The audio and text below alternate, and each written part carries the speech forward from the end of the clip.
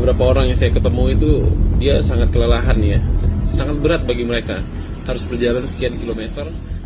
Lihatlah mereka, para ayah, para pemuda atau siapa saja yang kakinya masih sanggup berdiri. Mereka berjalan pelan-pelan puluhan kilometer mencari bahan makanan di balik lembah yang penuh dengan lumpur.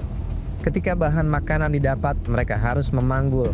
Mereka harus menempuh jarak itu bukan dengan kendaraan, melainkan dengan kaki telanjang yang lecet dan berdarah. Menerobos lumpur pekat setinggi paha yang menghisap setiap langkah. Memanjat tumpukan kayu-kayu raksasa yang malang melintang memblokir jalan. Mereka bertaruh nyawa. Satu langkah tergelincir, arus sungai deras di bawah sana siap menelan. Tapi mereka terus berjalan, menahan lapar yang melilit, mengabaikan tubuh yang menggigil. Kenapa? Karena di punggung mereka ada harapan, ada nyawa istri dan anak-anak yang menunggu makanan dari dunia luar. Sementara itu di kampung-kampung mati yang tertimbun lumpur, para ibu duduk di teras rumah yang miring, menatap ujung jalan setapak dengan dada sesak, menanti dengan was-was. Apakah bapaknya anak-anak selamat menembus perbukitan? Kapan makanan itu tiba? Setiap menit adalah siksaan. Suara tangis anak kecil yang kelaparan bukan lagi rengekan, tapi jerita naluri yang menyayat hati siapapun yang mendengarkannya. Dan jangan lupakan penantian yang paling sunyi, penantian mereka yang masih hilang. Di balik tumpukan lumpur coklat yang padat, terhimpit di antara batang-batang kayu gelondongan raksasa, ada tubuh-tubuh yang belum ditemukan. Mereka menanti dalam dingin, menanti tangan-tangan manusia untuk menemukan mereka, mengangkat mereka dari kegelapan lumpur dan memberikan tempat istirahat yang layak. Bagaimana tragedi ini bisa terjadi? Mereka adalah korban kelalaian keputusan cepat dari sistem tanggap bencana yang rapuh. Negara dengan segala instrumennya telah abai dan meremehkan skala besar dari bencana ini. Warga yang selama ini geram dalam ketakutan mulai bertindak. Bagi warga yang mengerti hukum menggunakan jalur citizen lawsuit. Bagi kelompok dan organisasi menggunakan mekanisme gugatan hukum.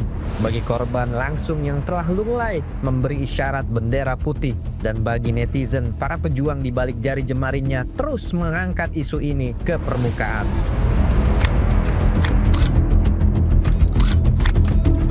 Sekarang mari kita bicara tentang tanggung jawab. Mari kita bicara tentang negara. Dalam konstitusi kita, keselamatan rakyat adalah hukum tertinggi. Negara memiliki mandat untuk melindungi tumpah darah Indonesia. Tapi di Sumatera, mandat itu tampaknya tenggelam bersama banjir. Kita mengenal istilah mitigasi, upaya mengurangi resiko sebelum bencana terjadi. Pusat Vulkanologi dan Mitigasi Bencana Geologi atau PVMBG sebenarnya sudah memiliki peta. Peta itu dengan jelas memberi warna merah pada zona-zona yang kini hancur. Merah artinya rawan bencana tinggi. Jangan ada hunian, jangan ada investasi padat karya. Peta itu ada di meja pemerintah daerah, ada di meja kementerian di Jakarta. Tapi apakah peta itu digunakan sebagai acuan pemberian izin? Faktanya di zona merah itulah izin tambang keluar. Di atas zona merah itulah villa-villa dibangun. Rencana tata ruang wilayah yang seharusnya menjadi kitab suci pembangunan tidak lebih dari sekedar dokumen administratif yang bisa direvisi demi kepentingan investasi. Dan mari kita bicara tentang sistem peringatan dini atau Early Warning System atau EWS. Tidak kurang-kurangnya BMKG mengeluarkan rilis peringatan cuaca dan ramalan akan dampaknya. Teknologi untuk mendeteksi gerakan siklon pun dia punya. Tapi harganya mungkin tidak seberapa dibandingkan anggaran perjalanan dinas pejabat daerah dalam setahun. Namun, sistem pemerintah lainnya tidak mampu menangkap peringatan itu dengan tepat, mengakibatkan kepekaan warga di sekitar zona merah itu melemah. Warga dibiarkan menjadi penjaga bagi diri mereka sendiri, sementara alat-alat canggih yang dibeli dengan uang pajak mereka entah berada di mana. Hingga bencana itu pun terjadi. Kelalaian ini bukan ketidaksengajaan ketika pemerintah tahu ada resiko tapi tidak melakukan apa-apa untuk mencegahnya. Itu adalah pembiaran. Dalam hukum, pembiaran yang menyebabkan hilangnya nyawa adalah kejahatan. Setelah bencana, narasi pemerintah berfokus pada tanggap darurat. Foto-foto pejabat menyerahkan mie instan, beras, dan selimut mendominasi media sosial. Tapi warga Sumatera yang kehilangan segalanya mulai sadar. Mie instan tidak bisa mengganti rumah yang hilang. Selimut tidak bisa mengembalikan nyawa ayah dan ibu mereka. Mereka tidak butuh belas kasihan sesaat. Mereka butuh keadilan. Rasa sedih itu perlahan bermetamorfosis menjadi amarah yang dingin dan terukur. Diskusi-diskusi mulai terjadi di tenda pengungsian. Mahasiswa hukum turun ke lapangan, aktivis lingkungan membuka data, mereka menyatukan kepingan puzzle, hutang gundul, izin tambang sembarangan, peta rawan bencana yang diabaikan, dan early warning system yang nihil. Kesimpulannya satu, negara sudah lalai. Dan akhirnya warga memutuskan untuk tidak lagi menengadahkan tangan meminta bantuan, tapi mengepalkan tangan menuntut pertanggungjawaban. Mereka sedang bersiap menyeret negara ke meja hijau.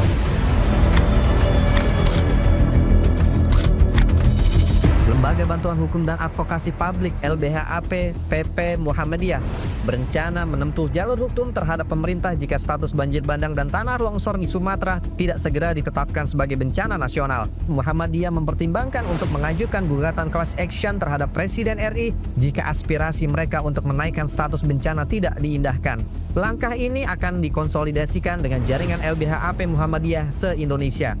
Pemerintah pusat dinilai lamban dan kurang memiliki kepekaan krisis atau sense of crisis dalam menangani bencana di Aceh, Sumatera Utara, dan Sumatera Barat. Dan pemerintah daerah dianggap sudah kewalahan dan tidak sanggup lagi menangani dampak bencana sendirian. Ketua PP Muhammadiyah Busyra Muqaddas menegaskan bahwa ini bukan peristiwa biasa melainkan bencana ekologi yang masif. Dengan status bencana nasional, diharapkan pengarahan sumber daya pusat bisa lebih efektif untuk penyelamatan dan rekonstruksi.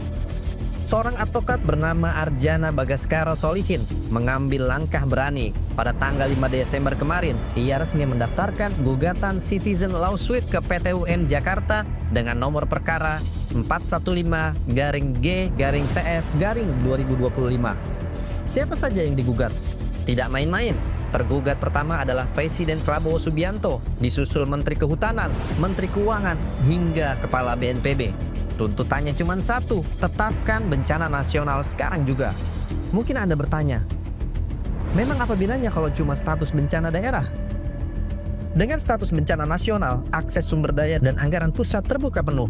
Pintu bantuan internasional bisa dibuka lebih lebar untuk membantu evakuasi dan rekonstruksi. Secara yuridis, ada kewajiban negara yang lebih kuat untuk menjamin kehidupan para korban. Arjana Bagaskara dalam gugatannya menyebut ini bukan sekedar bencana alam, tapi bencana ekologi.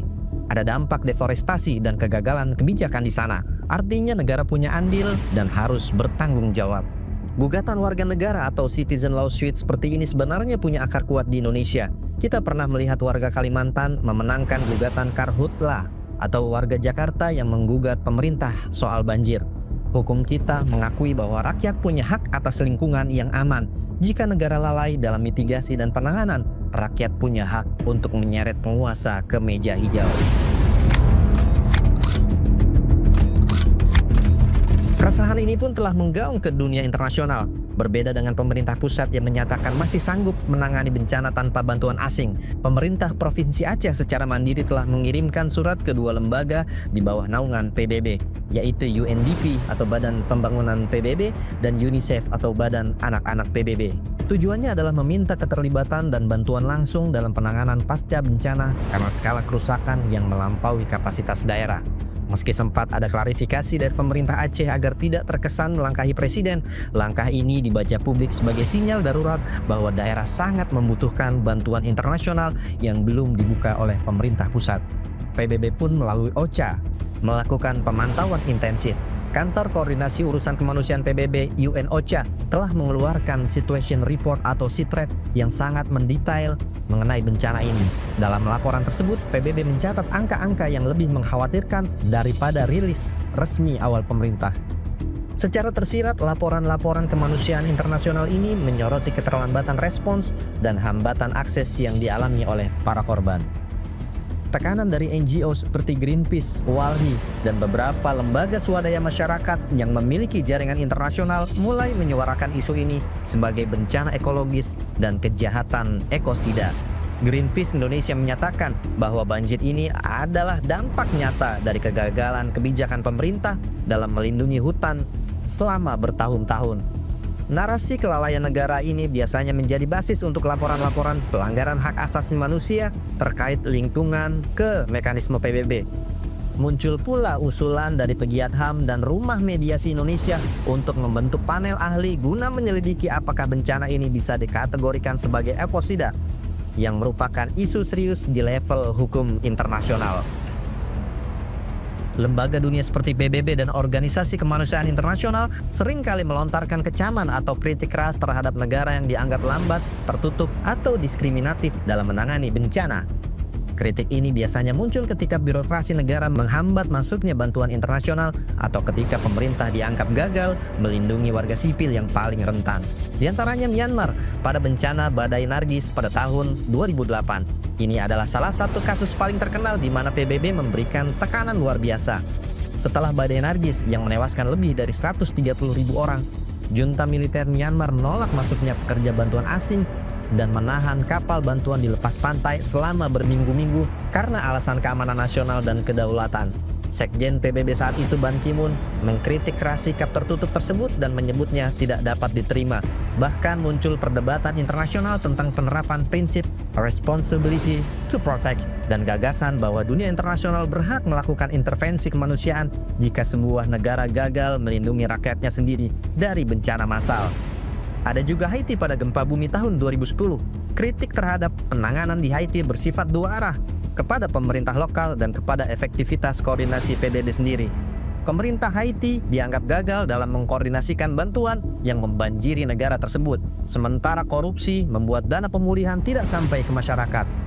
Pakistan pada banjir besar tahun 2010 dan 2022. PBB sering memberikan peringatan keras terkait skala respons yang tidak sebanding dengan penderitaan korban.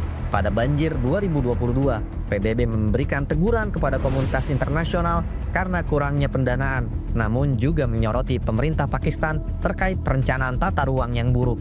PBB mencatat bahwa banyak bangunan yang dibangun di zona banjir yang seharusnya dilarang, dan ini memperparah jumlah korban jiwa. Kekakuan pemerintah untuk tidak menerima bantuan asing ini pun terlihat frontal di mata dunia. Terdapat satu kasus yang sangat menonjol mengenai pengembalian bantuan asing karena kebijakan pemerintah pusat yang menutup pintu bantuan internasional bagi bencana Sumatera. Di antaranya, pemerintah kota Medan mengembalikan bantuan logistik berupa 30 ton beras yang diberikan oleh Bulan Sabit Merah Uni Emirat Arab atau UAE melalui wali kota Medan Riko Was, menyatakan pengembalian dilakukan setelah mengecek regulasi dari pemerintah pusat.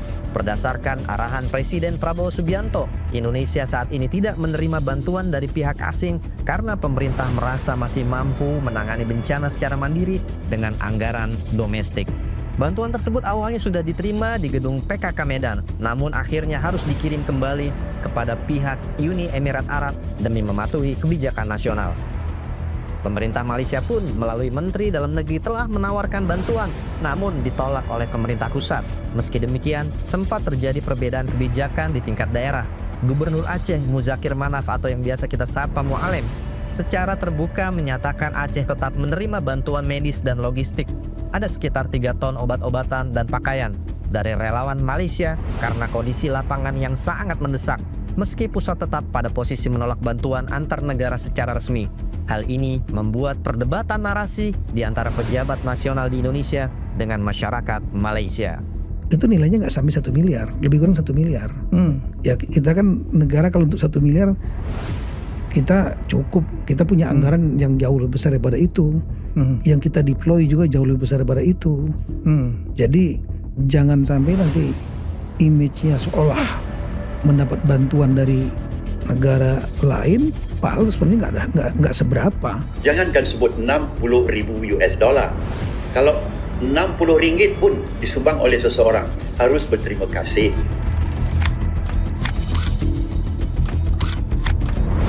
Hukum tertinggi sebuah negara bukanlah angka-angka pertumbuhan ekonomi, bukan pula soal tegaknya wibawa di mata asing. Hukum tertinggi adalah keselamatan rakyatnya. Namun kini, di bawah rintik hujan yang belum juga usai di tanah Sumatera, mandat itu kampak hanyut terseret banjir, terkubur bersama mereka yang tak sempat menyelamatkan diri. Sampai kapan kita akan terus memakamkan saudara kita dalam makam bernama kelalaian? Jika hari ini negara menutup telinga dari jeritan rakyatnya, maka biarkanlah sejarah mencatat bahwa ada masa di mana kedaulatan dibayar dengan nyawa dan keadilan harus dijemput paksa melalui meja hijau. Sebab di atas tanah yang basah ini, doa-doa tidak lagi dipanjatkan dengan lemah, melainkan diteriakan sebagai tuntutan. Karena sesungguhnya bencana yang paling mematikan bukanlah amuk alam, melainkan hilangnya rasa empati dari mereka yang duduk di kursi kekuasaan.